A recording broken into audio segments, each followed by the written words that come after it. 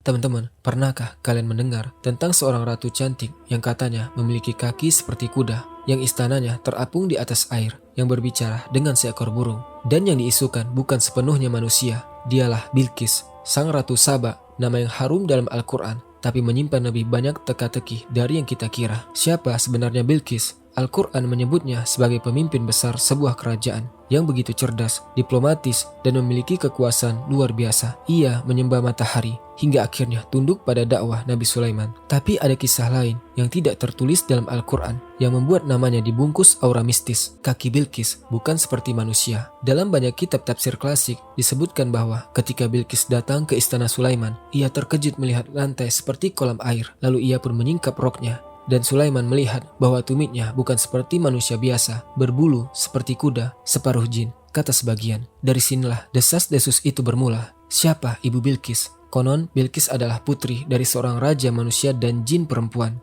Jin itu menipu sang raja, lalu melahirkan Bilqis sebagai anak separuh jin, separuh manusia. Karena itulah Bilqis memiliki kecantikan luar biasa, kecerdasan tinggi, dan kekuatan mistis. Tapi benarkah? Banyak cerita menyebut bahwa setelah Bilqis masuk Islam, ia dinikahi oleh Nabi Sulaiman dan melahirkan anak-anak raja.